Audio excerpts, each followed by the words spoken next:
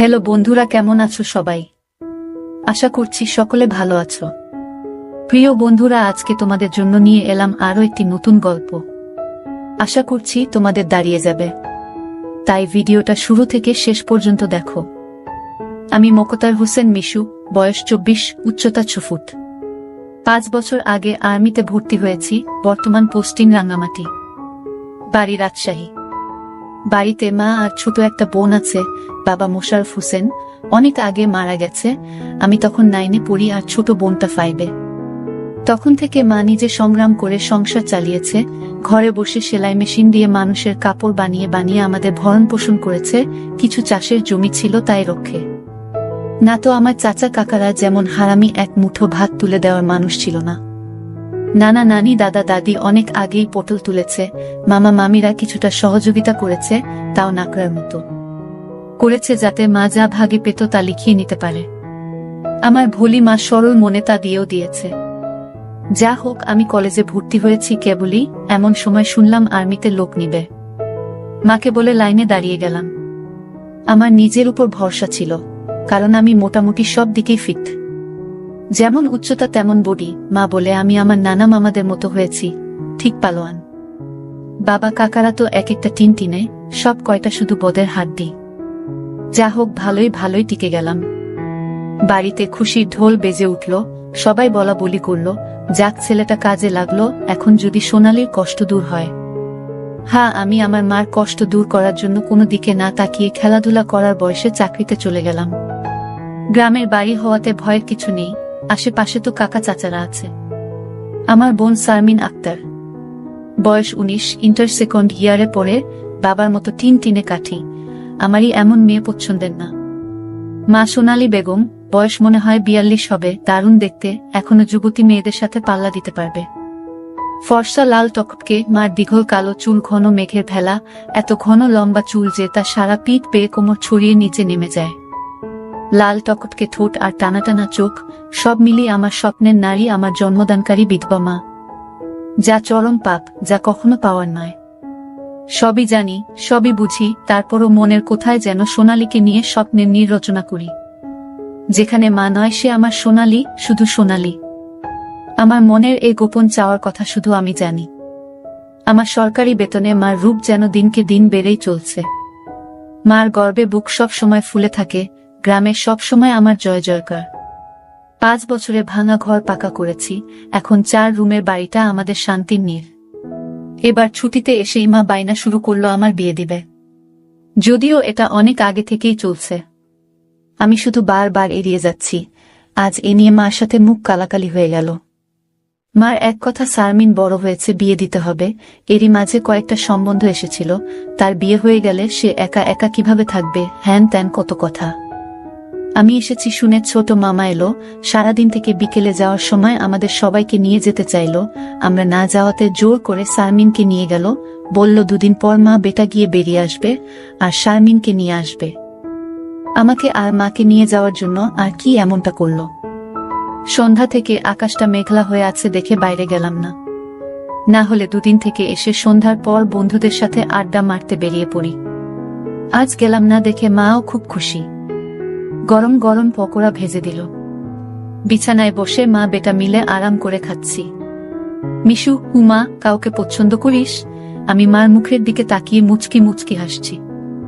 বল না পছন্দ করিস? করলে এতদিন তুমি জানতে না, তবে হ্যাঁ, একজনকে খুব ভালো লাগে, এবং এও জানি তাকে আমি পাবো না। কেন পাবি না? আমার ছেলে কি দেখতে খারাপ? কোনো লাট সাহেবে বেটি সেরে? হা হা, তুমি দেখি রেগে গেলে। রাখবো না, এমন সোনার ছেলে আমার। আর কি না, বল তুই কে সে? বাদ দাও মা, আমার যাকে ভালো লাগে তার কথা দুনিয়ার কাউকে বলতে পারবো না, শুধু খোদাকে ছাড়া। মা আমার এমন গম্ভীর কথা শুনে অবাক হয়ে চেয়ে রয়েছে। এটা কি কথা রে বাবা? আমাকে বলতে না পারিস তোর ভাবি মানে রাসেলের বুয়ের কাছে বলিস তুই? না মা, তা না, তুমি আমার সবচেয়ে বড় বন্ধু। তোমাকেই যেহেতু বলতে পারছি না, সেখানে বলতে গেলে তারা তো আমাদের শত্রু, তাদের বলতে যাব কেন? তাহলে বল না, কে সে? কোথায় বাড়ি? কোনো বাড়ির মেয়ে? আমি চুপ করে বসে রয়েছি। মা অনেকক্ষণ আমার উত্তরের অপেক্ষায় থেকে মুখ গোমরা করে চলে গেল।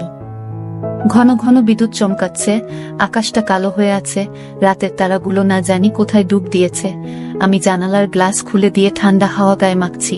হাত বাড়িয়ে ব্যাগটা নিয়ে খুললাম, সিগারেটের প্যাকেটটা বের করে একটা ধরিয়ে টানছি।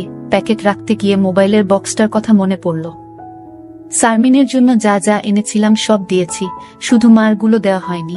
চেয়েছিলাম দিতে, এমন সময় ছোট মামা এলো, তাই আর দেওয়া হয়নি। নতুন অ্যান্ড্রয়েড সেট, মা খুব খুশি হবে। আরেক বক্সে একটা স্বর্ণের চেইন, মার যেটা ছিল সেটা আমার এসএসসি ফর্ম ফিলআপের সময় বিক্রি করে দিয়েছিল। তখন থেকে মার গলা খালি। আরো কয়েকটা জিনিস আছে মার জন্য। আয় খেয়ে নে, ঝড় আসতে পারে, কারেন্ট চলে গেলে খেতে ঝামেলা হবে। আমি তাড়াতাড়ি সিগারেটটা জানালা দিয়ে বাইরে ফেলে দিয়ে বললাম, হা দাও। কি লজ্জা, মা সিগারেট খেতে দেখে নিল, জানে আমি খাই, তবে এভাবে দেখেনি কখনো। ঘরে বসে সিগারেট খাওয়াটা ভুল হয়ে গেছে, সারা ঘরে সিগারেটের ধোঁয়া। মা বেটা খেয়ে দিয়ে উঠলাম। মা বলো, আমার রুমে এসো তো একটু। তুই যা, থালা বাসনগুলো গুছিয়ে আসছি। আমি রুমে এসে শুয়ে রইলাম। মা আধা ঘন্টা পর হাত মুছতে মুছতে এলো। কিরে বাবা? আমি উঠে মার হাত ধরে খাটে নিয়ে বসালাম। ব্যাগ থেকে এক এক করে শাড়ি, ব্লাউজের কাপড়, ছায়ার কাপড়, একটা বাদুর বোরকা, দুটো ওড়না, একটা শীতের জামা, চাদর এবং আরও একটা প্যাকেট দিলাম।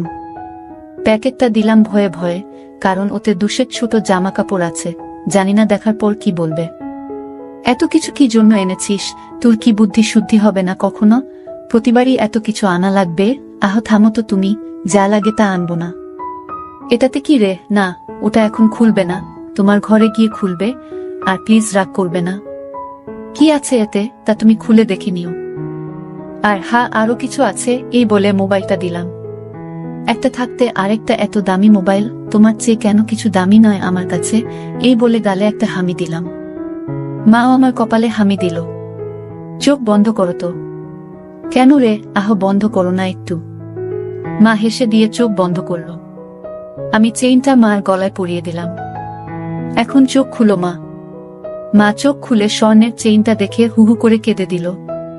না মা, না, কাঁদবে না, প্লিজ মা, কেঁদে না, তোমার মুখে হাসি দেখব বলে নিয়ে এসেছি, সেখানে তুমি যদি কাঁদো তাহলে আমার খুব কষ্ট হবে মা। না রে বাবা, কাঁদছি না, তুই বুঝবি না এটা কিসের কান্না। খুশি হয়েছ মা? হ্যাঁ রে বাবা, অনেক খুশি হয়েছি। এই বলে মা দাঁড়িয়ে উঠে আমাকে ধরল। আমি তো কেঁপে উঠলাম। মা কখনো এভাবে আমাকে ধরেছে বলে মনে পড়ে না। ইস কি নরম, কি সুন্দর ঘ্রাণ, ও দুটো আমার বুকে পিষ্ট হচ্ছে। মা অনেকটা খাটো হওয়াতে তার মাথাটা আমার থুতনির নিচে, চুল থেকে সুবাস এসে নাকে লাগছে। নাক মুখ ডুবিয়ে দিলাম চুলে। ধীরে ধীরে আমার ওটা শক্ত হচ্ছে। মন চাচ্ছে হাত দুটো আরেকটু নিচে নিয়ে রাখি, তবে সাহস পাচ্ছি না। মা আমার যা রাগী মানুষ, ছোটবেলায় কত বেতপিটা করেছে তার হিসাব নেই। মার মুখটা দুহাত দিয়ে ধরে কপালে একটা হামি দিলাম। আর কখনো কাঁদবে না মা, আমি যেন তোমার চোখে পানি না দেখি। আচ্ছা বাবা, আর কাঁদবো না। তো যাও, লাল তাঁতের শাড়িটা পরে দেখাও তো, দেখি কেমন লাগে আমার মাকে। যা পাগল, আমি বিধবা মেয়ে লোক, এমন লাল টকটকে শাড়ি পরলে মানুষে কি বলবে? কি বললো তাতে তোমার কি যায় আসে? আর এখানে মানুষ আসবে কোথা থেকে? মানুষের সামনে না পড়তে চাইলে পড়ো না, এখন আমাকে তো পরে দেখাও। আমার খুব মন চাইছে সাজুগুজু করে কেমন লাগে দেখতে। তাই ইস আমার বাবা এনেছে, আর আমি পরবো না তা কি হয়? তবে মানুষের সামনে কখনো পড়তে বলিস না রে। ঠিক আছে মা, আমি শুধু আমার সুন্দরী মাকে দু চোখ ভরে দেখতে পেলেই হলো। যা দুষ্টু, মাকে কেউ সুন্দরী বলে? হা হা, তাই? তাহলে কি বলবো গো? হি হি, তুই জানিস কি বলবি। বেয়াদবি নিও না, প্যাকেটে যা আছে তাও পড়ো। কি আছে রে এতে? যাও খুলে দেখো। মা চলে গেল। আমি পিছন থেকে দেখে মুগ্ধ হয়ে গেলাম। এ মহিলার কি কখনো যৌবনে ভাটা পড়বে না? প্রায় 15 মিনিট পরে মা এলো। অসম্ভব, এ কাকে দেখছি আমি? এতদিন এক পেরে শাড়িতে যে মাকে দেখেছি তার সাথে এই মহিলার কেন মিল নেয়? কি সুন্দর, অতুলনীয়, গর্জিয়াস, মার্ভেলাস, যতই উপমা দিই না কেন কম পড়ে যাবে। মা দরজার কাছে দাঁড়িয়ে আছে, আমি বিছানার পাশে হা করে দাঁড়িয়ে আছি। মা ভীষণ মায়াবী করে হেসে চোখে ভ্রু উঠানামা করে জানতে চাইলে, কি কেমন? আমি ধীরে ধীরে মার সামনে গিয়ে দাঁড়ালাম। কি রে, কেমন হয়েছে? দারুণ মা, খুব সুন্দর, মনে হচ্ছে অ্যাঞ্জেল। যা দুষ্টু, মাকে এমন কমপ্লিমেন্ট দিতে হয়? আমার 10 পাস মা যে এমন কথাও বলতে পারে জানা ছিল না। সরি মা বলে হাত ধরে বিছানায় নিয়ে বসালাম। আমি নিচে বসে মার কোলে মাথা রাখলাম। তুমি সব সময় এমন ভাবে থাকতে পারো না মা। মা আমার মাথায় চুলে হাত বুলিয়ে দিয়ে কি পাগলের মতো বলছিস? মানুষে দেখলে কি বলবে? তাহলে বলো, আমি যে কয়দিন থাকবো সে কয়দিন এমন করে সেজে থাকবে কেন রে? আমার খুব ভালো লাগে মা। হি হি পাগল, আচ্ছা থাকবনি। আমি মুখ উঠিয়ে মার মুখের দিকে তাকিয়ে, ওগুলো পড়েছ মা? যা শয়তান, কিছু তো শরম করো। মার জন্য কেউ এসব আনে জানি না মা, কেউ আনে কিনা, তবে বাবা থাকলে হয়তো আমিও আনতাম না। সে নেই দেখে মনে হলো আমার মার তো ভালো মন্দর খোঁজ রাখার কেউ নেই, তাই নিজেই রাখি। রাগ হয়েছ মা? না রাগ হয়নি, কিন্তু আর আনিস না। কেন মা, পছন্দ হয়নি নাকি সাইজে হয়নি? সব ঠিক আছে। তবে তবে কি মা? মা লজ্জায় মুখ ঘুরিয়ে নিয়ে, তুই এনেছিস ভাবলে পড়তে শরম করে রে। আজ থেকে আমাকে ছেলে নয় বন্ধু ভাববে, তাহলে আর শরম করবে না। হবে মা আমার বন্ধু। যাহ পাগল, সমবয়সী না হলে কি বন্ধু হওয়া যায়? এ যুগে ওসব পুরনো কথা মা। তাই বলে মা ছেলে, হা মা ছেলে, এতেই তো ভালো, একে অপরের কাছে আসা যায়। তুই অনেক বড় হয়ে গেছিস দেখি, কি সুন্দর কথা বলছিস। তা তো অবশ্যই, কয়দিন পর তোমার ছেলে সেকেন্ড লেফটেন্যান্ট অফিসার হবে। খুব ভালো হবে রে বাবা, খুব ভালো হবে। এমন সময় বিদ্যুৎ চলে গেল। মোবাইলটা জ্বালাতো মিশু, দেখি চার্জার বাতিটা কোথায় আছে। থাক না মা, এমন কি সুন্দর তোমার কোলে শুয়ে আছি। জানো মা, পাহাড়ি এলাকায় একা একা পোস্টে ডিউটি দেওয়ার সময় এমন স্বপ্ন রোজ দেখি। প্রতিদিন মনে হয় তোমার কোলে শুয়ে একটু যদি। ঠিক আছে, এমনই থাক, তোর যত মন চাই। ধন্যবাদ মা। হি হি পাগল। মা হু, আজ আমার পাশে ঘুমাবে একটু? কেন রে, মন চাচ্ছে তোমাকে ধরে ঘুমাতে। ঠিক আছে, যা সদর দরজাটা বন্ধ করে ঘরগুলোতে ছিটকানি লাগিয়ে আয়। আমি উঠে লাফাতে লাফাতে চলে গেলাম। আজ আমার খুশি ধরে না, কিছু হলে হতেও পারে। এক জগ পানি নিয়ে এলাম সাথে করে। এসে দেখি মা শুয়ে পড়েছে। টেবিলে জগটা রেখে খাটের পাশে দাঁড়ালাম। মা দেয়ালের দিকে সরে গিয়ে আমাকে জায়গা করে দিল। বজ্রপাতের আলোতে মার মুখটা মায়াবী মায়াবী লাগছে। খোলা জানালার হিম বাতাসে আমার মনে ঝড় তুলছে। জানি না মার মনে কি চলছে। মনে হচ্ছে মা তার স্বামীকে পাশে শোয়ার জন্য জায়গা করে দিল। মা নতুন বউ, আমি তার স্বামী। দাঁড়িয়ে রইলি যে, শুবি না? হাসুই। মার পাশে শুয়ে পড়লাম, দুজনে মুখোমুখি। আধো অন্ধকারে দুজনে দুজনার দিকে চেয়ে আছি। ঘুমাবি না? তুমি ঘুমাও, আমার ঘুম এত তাড়াতাড়ি আসে না।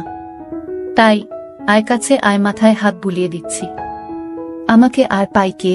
একেবারে মার বুকের কাছে বুক নিয়ে গেলাম, তবে কোমরটা দূরে রাখলাম। মা একটা হাত সাইডে লম্বা করে দিল। এখানে মাথা রাখো। মা তার হাতের উপর মাথা রাখতে বলছে। আমি সহজ মনে তাই করলাম। নাকটা মার বগল থেকে ৩-৪ ইঞ্চি দূরে। ভালো মতো দেখতে না পেলেও বুঝতে পারছি যে এর বেশি দূরে নয়, কারণ ঘামের ঘ্রাণ পাচ্ছি। ইসমার বগলের ঘ্রাণেই তো আমার শরীর আনচান আনচান করছে। মার বাম হাতের উপর শুয়ে আছি। মা ডান হাত দিয়ে মাথায় হাত বুলিয়ে দিচ্ছে, এতে করে আঁচল উঁচু হচ্ছে। আর যখনই বিদ্যুৎ চমকাচ্ছে তখনই ওগুলো দেখতে পাচ্ছি। নিজেকে কন্ট্রোল করা মুশকিল হয়ে পড়ছে। মিশু, হু, কাকে পছন্দ করিস বললি না তো? শুনলে রাগ করবে মা, তাই বলা যাবে না। কেন কেন, এমন কাকে তোর মনে ধরেছে যে শুনলে রাগ করব? বাদ দাও না মা, নিজেকে তোমার কাছে ছোট করতে চাই না, চাই না তোমার মনে কষ্ট দিতে। তোর কথার তো আগা মাথা কিছুই বুঝছি না। নাইবা বুঝলে মা, হু। তোমাকে একটু ধরি। মা হিহি করে হেসে, ধর। কি সুন্দর ঘ্রাণ গো মা তোমার। যা শয়তান। আমি মার এমন আশকারা দেয়া কথায় সাহস পেয়ে তাকে চিৎ করে দিলাম। মন চাচ্ছে কোমরাটা উপর তুলে দিতে। মুখটা উঁচু করে হামি দিয়ে বললাম, আমি তোমাকে খুব ভালোবাসি মা। মা আমার মুখটা দুহাত দিয়ে ধরে, আমিও তোকে খুব ভালোবাসি রে সোনা। আমার ভালোবাসাটা অন্যরকম মা। কেমন রে? মা ছাড়া আরো অনেক কিছু। কেমন? শুনলে রাগ করবে না তো? আহ বল না, এত পেঁচাচ্ছিস কেন? তুমি আমার ড্রিম গার্ল মা, তাই তো। কি? হ্যাঁ মা, জানি এটা শুনে আমাকে খারাপ ভাবছো, এজন্যই বলতে চাইছিলাম না। আমি তোর মা মিশু, এমনটা কিভাবে ভাবতে পারলি? জানি না মা, শুধু জানি আমি তোমাকে প্রচন্ড ভালোবাসি। তোমাকে ছাড়া কাউকে ভাবতে পারি না। চুপ কর বেয়াদব, এমন কথা বলতে তোর মুখে বাজছে না? সরি মা। এই বলে তার উপর থেকে উঠে খাট থেকে নেমে পানি খেলাম। মাও বিছানার উপর উঠে বসেছে। বুঝতে পারছি সে অবাক হয়ে আমার দিকে তাকিয়ে আছে। জানালার ধারে গিয়ে দাঁড়ালাম। বৃষ্টি থেমে গেছে, তারপরও আকাশ কালো হয়ে আছে। চাঁদ তারা কোথায় যেন লুকিয়ে গেছে আজ, ঠিক আমার হৃদয়ের মতো চারিদিকে অন্ধকার। এমন সময় কারেন্ট এলো, ঘরটা আলোকিত হয়ে গেল। আমি জানালাটা লাগিয়ে দিলাম, পর্দা ঝুলিয়ে দিয়ে ঘুরে দাঁড়ালাম। মা বিছানার উপর হাঁটুতে মাথা দিয়ে নির্বাক বসে আছে। ফ্যানের হাওয়া মার রেশমি চুলগুলো দোলা দিচ্ছে, মনে হচ্ছে নববধূ বসে আছে। মা মুখ তুলে আমাকে তার দিকে এক মনে তাকিয়ে থাকতে দেখে, এখনে আয়। আমি মার কাছে গেলাম। বসলাম। মা আমার পিঠে হাত বুলিয়ে দিয়ে বলে, এমনটা হয় না বাবা, আমার লক্ষ্মী সোনা ছেলে। আমি কিছু মনে করিনি। আমি জানি তোদের বয়সের ছেলেদের ফ্যান্টাসি হয় খালা চাচিরা, তবে মাকে নিয়ে ফ্যান্টাসি রচনা করা একটু বেশি হয়ে যায়। সরি মা, আমার ভুলি ভালি মা যে এতটা বুঝে এতটা পোক্ত আমার জানাই ছিল না, এত অনেক শেয়ানা। ঠিক আছে, চেষ্টা কর আমার উপর থেকে মনটা সরিয়ে অন্যদিকে নিতে, বিয়েটা করে নে, দেখবি সুন্দরী বউ পেলে মাকে ভুলে যাবি। আমি মাথা নিচু করে, পারবো না মা, প্লিজ। নিজের সাথে অনেক লড়াই করেছি, আমি ক্লান্ত মা, কিছুতেই তোমাকে মন থেকে সরাতে পারি না। কেন রে, কি এমন পাস আমার মাঝে? আমি মুখ তুলে মার মুখের দিকে তাকিয়ে, জানি না মা, শুধু জানি তুমি আমার সব, তোমার কথা চিন্তা করলেই আমার কি তোর পাগল হয়ে যায় মা। মা মুচকি হেসে, ও কিছু না, নিষিদ্ধ জিনিসের প্রতি টান একটু বেশিই হয়। আমি তো বুড়ি হয়ে গেছি, তুই যেমনটা ভাবিস তেমনটা আমি আর নেই। মার এমন কথা শুনে আমি কেঁপে উঠলাম। মা কি ইশারায় আমাকে বুঝালো যে তার জিনিসপত্র আর আগের মতো নেই, দেখলে আমার পছন্দ হবে না? দেখ বাবা, এক একজনের এক একজনকে ভালো লাগে, তাই বলে কি তাকেই নিজের করে পেতে হবে এমন কেন কথা আছে? অন্য কেন মা হলে এসব কথা শোনার সাথে সাথে চিৎকার চেঁচামেচি করে বাড়ি মাথায় তুলতো। আমি কিন্তু তা করছি না, কারণ তুই আমার একমাত্র ছেলে, নারী ছেঁড়া বাঁধন, তোকে আমি অনেক ভালোবাসি। তাই বলছি, আমার ভালোবাসার মর্যাদা রাখতে বিয়ে করে নে বাবা, দেখবি ধীরে ধীরে আমার থেকে মন বোমার দিকে চলে গেছে।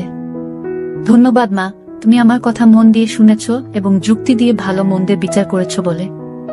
তবে লজ্জা না করে বলছি মা, এর আগেও আমি দু একটা মেয়ের সাথে মিশেছি, তারা শুধু সুখ পেয়েছে আমার কাছে, আদর ভালোবাসা একটু পাইনি আমার কাছ থেকে।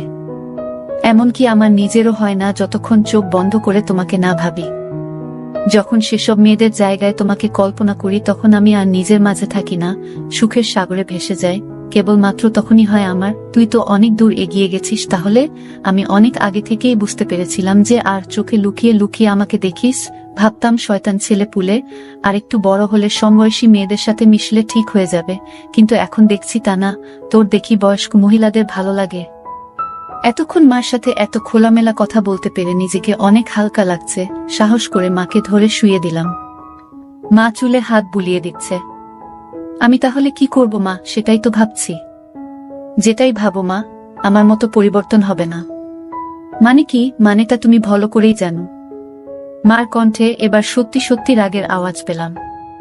তাই বলে সারা জীবন বিয়ে করবি না, নাকি ছেলে হয়ে মাকে বিয়ে করতে চাস? মা যে এমন কথা ঠাস করে বলে বসতে পারে তা আমি চিন্তাই করিনি। আমি বললাম, বিয়ে না করতে পারলেও তো তুমি আমার হতে পারো। এটা কি মামা বাড়ির আবদার নাকি? ছিছি মিশু, এমনটা বলতে তোর মুখে বাঁধল না? তাহলে সারা জীবন ছেলেকে এভাবেই দেখতে পাবে মা। তোমার এই মিশু কখনো বিয়ে করবে না। মার চোখে জল টলমল করছে। আমি হাত দিয়ে তা মুছিয়ে দিলাম। আমি তো এমন কিছু করিনি মা। তাহলে তুমি কাঁদছো কেন? আমরা দুজন জাস্ট আলাপ করছি। মা অনেকক্ষণ চুপ থেকে, শুন বাবা, লজ্জা শরমের মাথা খেয়ে বলছি, তোর কষ্ট আমি দেখতে পারবো না। আর বয়স্ক মহিলাদের কাপড় চোপড়ের উপর থেকেই কেবল ভালো লাগে, খুললে নয়। তুই যদি চাস তাহলে আমাকে সেভাবে একবার দেখে নে, তাও তুই মতো পরিবর্তন করো। তবে শুধু দেখতে পাবি, কিছু করতে পারবি না। মার মুখে এমন কথা শুনে আমি আর দুনিয়াতে নেই। বল রাজি। আর যদি আমি দেখে আরো বেশি আকর্ষণ অনুভব করি তাহলে? আমি বলতে চেয়েছি যে আজ আমাকে দেখো, আর আগেও তো তুই অন্যদের দেখেছিস, তাহলেই তফাৎটা বুঝতে পারবি। আমার মনে হচ্ছে আমার মতো মার মনের ভিতরেও কিছু আছে, নয়তো দেখার কথা আমি তো কিছু বলিনি।